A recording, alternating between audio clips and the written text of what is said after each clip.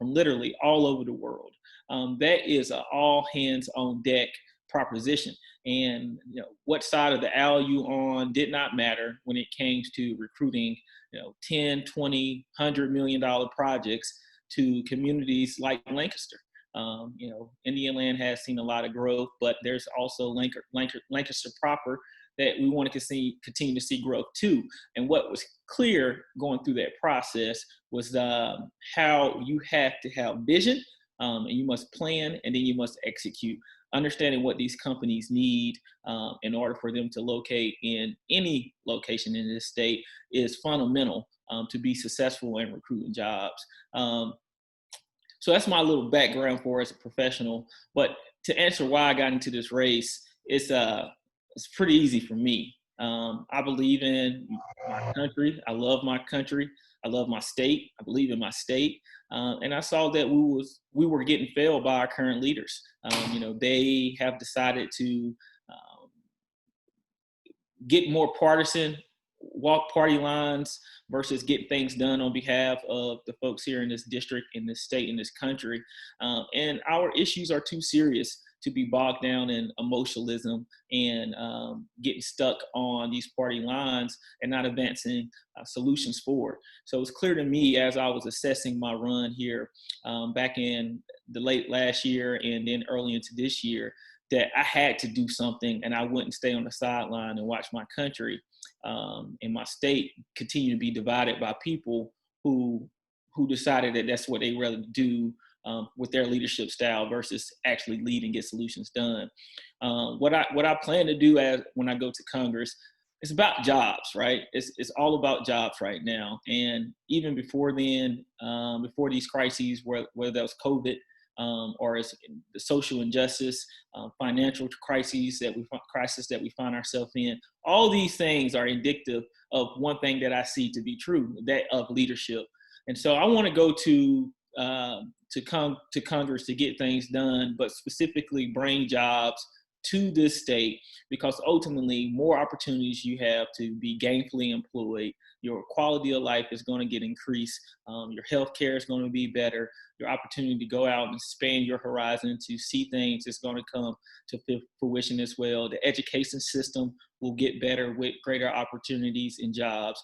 That collaboration between private and public companies must happen, specifically right now where our challenges are so great. And the government can lead in that effort. Defense Production Act, as we're looking at how we're going to get these kids back to school now, it's time for August and that's part of the year. That has to be fully enacted. We got to make sure that PPE is getting to all the students, getting to all the teachers, getting to all the staff and other administrators that's going a part of this process. But again, we're bogged down in party lines to where we're currently now. No one knows when we're going to get more assistance for people in this district. We don't know when we're going to get unemployment extended. We don't know how we're going to continue to help these small businesses who are losing their companies. Right now, there's 100,000 small businesses who have lost their business completely during this crisis. So jobs is going to be the focus, but looking at all the gaps that we see in our country that COVID has exposed, and being serious about bringing solutions to the table. And we're going to do that through coalition, pulling people with expertise to the table, listening to the science, listen to the data, and let that guide our decisions. And so I think if we do that, we're going to have a fantastic opportunity to do something great come 2021. We are Americans. We don't back down from our challenges. We run to the fight every single time, and it's our time to do that, and that's on us. And so I really do look forward to working with everyone in this district, with Rom and with Keith, with Mandy, making sure that she gets as well reelected to her position in District 44. That is important as well. And if we stay focused, we stay disciplined, we're going to win here in November. And then we're going to get stuff done come January. And our country cannot take another alternative than that, because if we do, then we may miss out on what we have become. We may miss out on the opportunity to really growing us to the next evolution of this country. And that really is on us. So I'll stop there, and I'm happy to take any questions that you may have for me for the next 5 minutes or so. If anybody would like to ask a question, please take yourself off mute and fire away.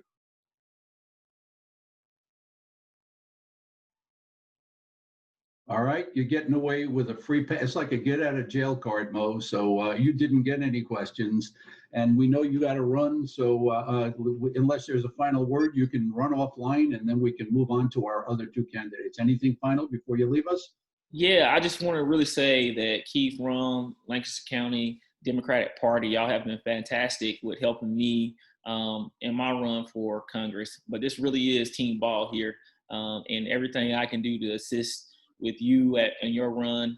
We got to have good people, good, decent people who are really concerned with helping folks. And if we do that over and over and over again, we're going to have a real shot of getting this right this time. And Ron and Keith are both cut from that mold. They're in it for the right reason. Neither one of them have to be doing this, but they're feeling led and called to do this for our country, do this for Lancaster, do this for the 5th District. And if we support each other and really, really, really wrap our arms around each other, we're going to win on November 3rd. And Ron will be the senator, and Keith will be the representative, and I'll be the congressman here. But that's the job that we all have to do. I'm confident that we can do it, and I'm happy to be sharing the same ballot as you two. And let's keep moving forward. Thank you, Mo. I guess you're off to your next Zoom meeting. Have a safe trip. I appreciate that, Joel. Y'all take care. Thank you. Okay, our next presenter yesterday got a boost because this presenter, his last name is Mammadov, and as our vice presidential candidate is referred to by her family, she's Mama Love, a Mama La. So we now have a Mammadov and a Mama La running on the Democratic slate. So I'm going to turn this over to Ram Mammadov, who's the Senate district candidate from Lancaster's primary district. He covers basically from the city on up through the Panhandle to the North Carolina border and over through, I consider it an icicle, over through a little piece of Fort Mill and into TBK. Ram, it's all yours for your brief bio and why you're doing this, and then we might have a question or two. Absolutely. Thank you very much, Joel. And Mo left, unfortunately, but as he said, it's a teamwork, and we're going to do it together, working as a team. Good afternoon, everyone. Thank you all for joining our meeting. I'm Ram Mammadov, and I'm running for Lancaster County's only true Senate seat. Now, you can tell I'm not originally from around here. Obviously, my accent gives it away. It would be easy to say I'm from Michigan when I went to Michigan State University and have a degree in political science and international relations. My wife and I, we chose to make South Carolina our home a long time ago. We live and raise our children here in Indian land. I pay my real estate taxes to Lancaster County. My school taxes go to Lancaster County. My kids go to Lancaster County schools. The roads in front of my home are maintained by Lancaster County. I am a resident of Lancaster County. Despite the size of this county, there's only one Senate seat for my county, and a resident must fill that seat. Our community needs representation from a stakeholder, not a person who retreats to a different county, not a person who is miles away from the heart of our needs, not a person whose tax dollars do not go to the district he represents. But more than that, the primary reason I should be the voter's choice is the current state of our state. Out of the 50 states, we are ranked 50th in the worst roads. We are ranked 47 in voter rights and safety. Are you okay with that? Out of 50 states, we are ranked 42nd in internet access. We are ranked 41st in healthcare outcomes. Are you okay with that? Out of 50 states, we are ranked 50th in states for infant mortality. We are ranked 46th in crime. Are you okay with that? Now, I can continue to present the shameful state of the state, but I think you get the picture. And if your answer is no, you're not okay with that, then we need to question how we got here. It is clear we got here under decades of Republican mismanagement. Republicans made all of the decisions. You can look at all the voting records, at everything we have done and not done, and see the Republicans are now, and for decades, have been in full control. The Republicans have failed. I know we can do better, and we will do better for all of us. My priorities for this county put us on the top in the quality of education.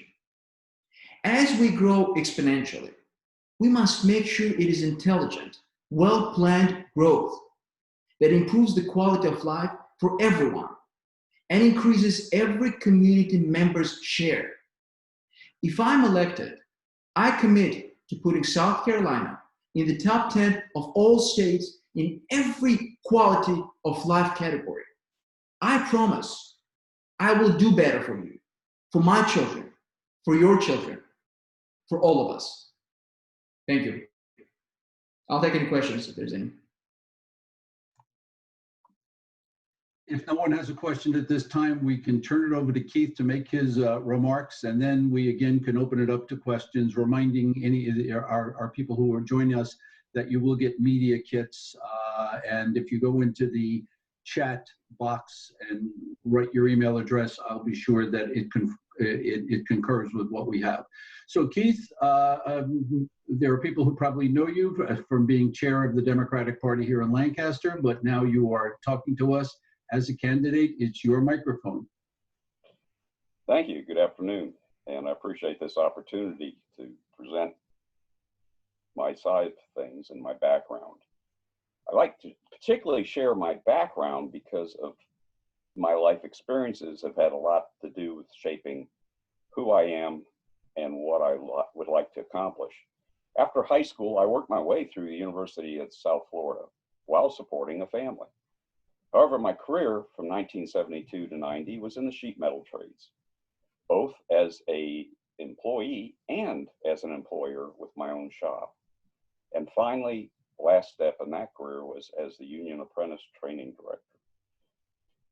Through self-training and a lot of curiosity, I became a proficient database developer.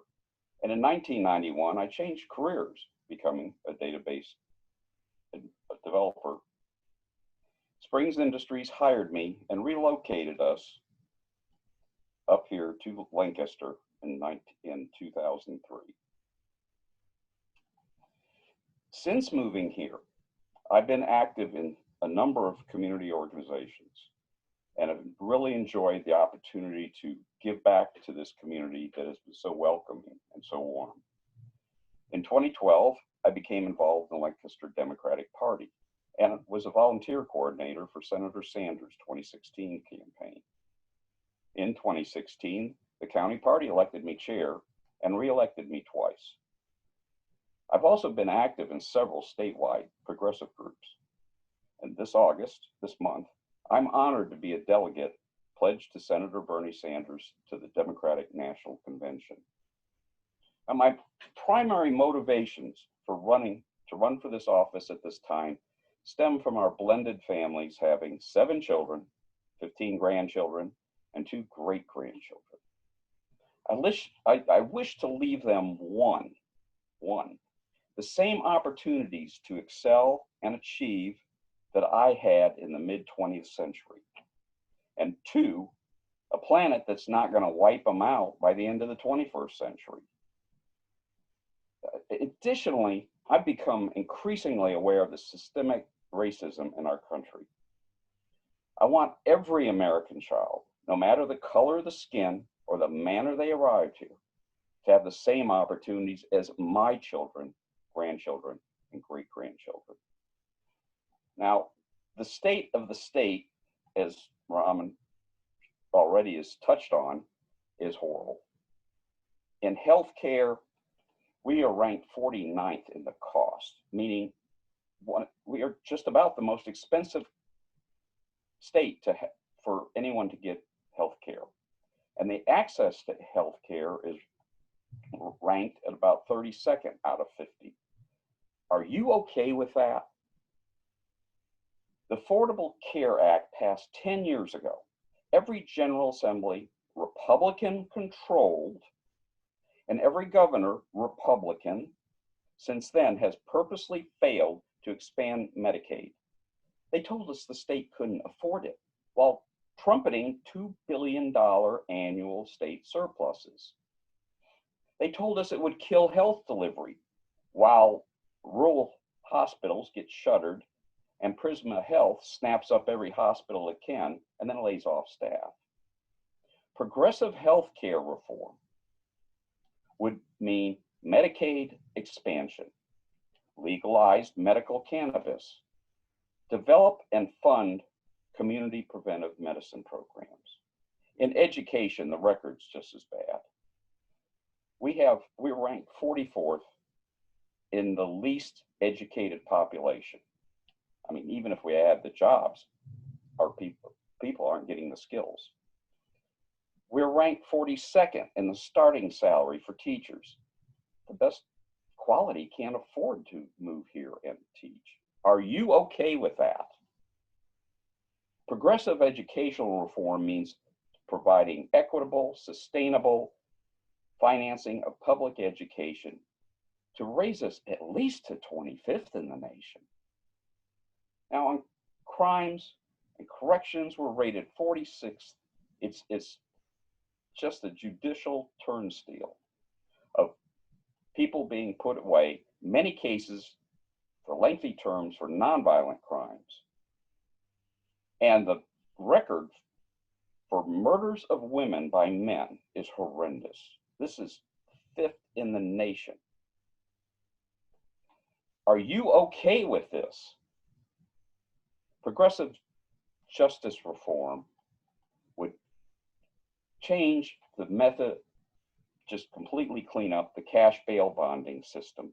It would end qualified immunity from civil suit for brutality. It would demilitarize the police. It would decriminalize the use of cannabis, and it would enforce red flag laws. A friend remarked to me that political representatives should not be like thermometers, merely registering the existing conditions. They should be thermostats, directing changes for the benefit of the people. If you're not okay with the state of our state, then please elect me and Raman and Mo and Jamie so we can turn up the heat on those who are holding back this great state and its people, trying to hold it back into the 50s. And from some of the legislations I've seen passed by the Republicans, that's the 1850s. Thank you. Well, we don't want to keep two valuable members of the press, and we thank the Herald and the Lancaster News for joining us. But if either of the two of you have any questions, it's a great time to stimulate a quick conversation. If not, then it may be lunchtime or dinner time, but we'll be signing off. Again, remembering you have given us your email, and I will be sending you out press materials. Any questions for Keith or Ron? In that case, Keith, you want to say goodbye? And then Ram, you could say goodbye, and then we can all have a lovely day in captivity. Absolutely. Thank you very much for spending some of your time with us to hear us open up and tell where we're coming from. I'm looking forward to running with Raman and the rest of this great Democratic ticket. We have some really wonderful people who are really concerned about the people and will represent the people. Absolutely.